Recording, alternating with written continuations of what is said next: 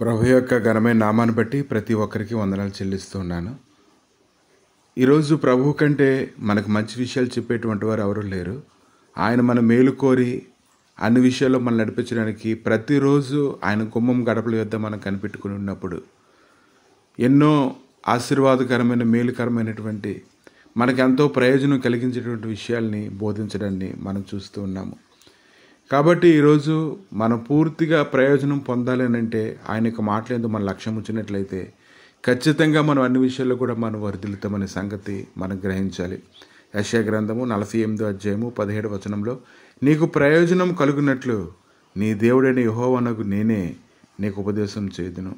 కాబట్టి ప్రభు మనకి ఎప్పుడు ఉపదేశం చేసినా కొన్నిసార్లు గద్దిస్తున్నప్పుడు, హెచ్చరిస్తున్నప్పుడు, మనతో మాట్లాడుతున్నప్పుడు మనం కొంచెం బాధగా అనిపించవచ్చు. కానీ ఆయన మాట్లాడేటువంటి ప్రతి మాట కూడా మనకు ప్రయోజనం కలగడానికి ఆయన మనతో మాట్లాడతారని మనం గ్రహించుకోగలగాలి.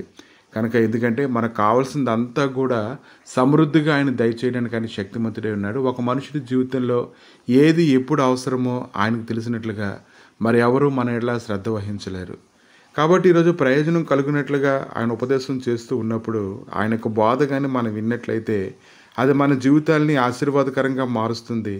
ఇంకా ఎవరైతే ఆయనకు బోధ యందు స్థిరంగా నిలబడాలనుకుంటున్నారో శరీర సంబంధమైన క్రియలన్నీ కూడా వారిలో నుంచి తొలగిపోతూ ఉంటాయని మనం స్పష్టంగా ఎరిగిన వారుగా ఉన్నాం. ఇంకా చాలామందికి అంధకార సంబంధమైన మనసు ఉంటుంది. ఇంకా హృదయంలో కాఠిన్యం అనేది కలుగుతుంది. వారు జీవిస్తున్న జీవితాలను బట్టి, పరిస్థితులను బట్టి కఠినముగా తయారైపోయినటువంటి వారు అనేక మంది ఉంటారు. కానీ అటువంటి వారు ఈ యొక్క లేఖనాల యొద్దకు వచ్చినప్పుడు, ఆయన బోధ వినినప్పుడు మరలా దేవుడు వారికి మాంస హృదయాన్ని దయచేసి బలపరచడానికి ఆయన అంతగానో శక్తిమంతుడై ఉన్నాడు.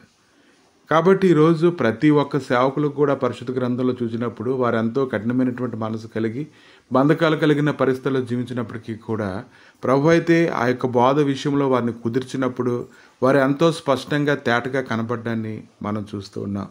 కనుక ఎప్పుడైతే మనం ఆయన యొక్క బోధ మనం వింటూ ఉంటామో మనలో దురాశలు కానీ, మోసపూరితమైనటువంటి ఆలోచన తలంపులు కానీ, మనకు మనమే కీడు చేసుకునేటువంటి బుద్ధిహీనటువంటి స్థితి కానీ, ఇవన్నీ కూడా మనలో నుంచి తొలగిపోయి శ్రేష్టమైనటువంటి సన్నిధిలోనికి మనం నడిపించబడతామని మనం ఎరగాలి. కాబట్టి ఈ దినాన ఎవరైతే దేవుణ్ణి ఎరుగుతారో ఖచ్చితంగా ఈ దినాన వారు తమ జీవితాలను వారు బాగు చేసుకోగలుగుతారు. కాబట్టి నువ్వు సిద్ధపడుతూ ఉండాలి. ఎప్పుడైతే నువ్వు అలా సిద్ధపడుతూ ఉంటావో దేవుడి మాటలు నువ్వు ఎప్పుడు వింటుంటావో ఆ యొక్క మాటలు వింటుండగానే ఆయనకు దగ్గరగా నువ్వు సహవాసం చేయడం ప్రారంభిస్తావు. అన్ని విషయాల్లోనూ కూడా ఆయన మీద నువ్వు ఆనుకొని జీవించే జీవితంలోనికి నువ్వు అడుగు పెడతావు. కాబట్టి 1 యోహాను 5వ అధ్యాయము 3వ వచనంలో, మనం ఆయన ఆజ్ఞలను గైకొనుటే దేవుని ప్రేమించుట, ఆయన ఆజ్ఞలు భారమైనవి కావు. కాబట్టి దీనిని మనం గ్రహించినట్లయితే ఎప్పుడైతే నువ్వు ఇటువంటి స్థితిలోనికి నువ్వు అడుగు పెడతావో దేవుని యొక్క ఉద్దేశం నీ పట్ల ఏమైందో నువ్వు తెలుసుకుంటావు. దానిలో జీవించినప్పుడు నీ జీవితంలో ఆటంకం కలిగించే ప్రతి పరిస్థితిని నువ్వు ఎదుర్కోగలుగుతావు. ఆయన సన్నిధి, ఆయన సమాధానం నీకు కావలుగా ఉండి అనుదినము నేను నడిపించి అది ఖచ్చితంగా నేను గొప్ప చేస్తుంది. కనుక ఆయన బోధ యందు నువ్వు లక్ష్యం ఉంచాలి. సామెతలు 5వ అధ్యాయం 1వ వచనంలో, నా కుమారుడా నా జ్ఞానోపదేశం ఆలకింపుము, వివేకం గల నా బోధకు చెవియొగ్గుము. ఎవరైతే తమ వ్యక్తిగతమైనటువంటి పరిస్థితుల గురించి ఆలోచించడం మాత్రమే కాదు, కానీ ప్రభువు నిన్ను పోషిస్తున్నటువంటి దాని యందు ఎవరైతే ధ్యానం ఉంచుతారో, లక్ష్యం ఉంచుతారో, ఆసక్తి కలిగి పరిగెడతారో వారికి బోధ ఖచ్చితంగా లభిస్తుంది. ప్రభువా మీ దయగలిగిన హస్తాలకి నాయన ఈ సమయంలో అప్పగించుకొని ప్రార్థన చేస్తుండగా, దేవా నీ బోధ యందు లక్ష్యం ఉంచినటువంటి వారందరూ విడుదల పొందినట్టుగా కృప చేస్తున్నందుకు నీకు స్తోత్రములు తండ్రి. నీ బోధ ఎటుదో ప్రభు అది అంత క్షేమాభివృద్ధి కలిగిస్తుందో తెలుసుకొని ఆ మార్గంలో పరిగెత్తడానికి ప్రతి ఒక్కరికి కృప దయచేయమని, మీరే మహిమగంత ప్రభావాలు పొందమని, ఇదినకు కావాల్సినటువంటి నీ సన్నిధిని అనుగ్రహించి ప్రతి పరిస్థితులందు చెప్పించి బలపరచమని యేసు నామములు అడిగి వేడుకుంటున్నాము తండ్రి. ఆమేన్.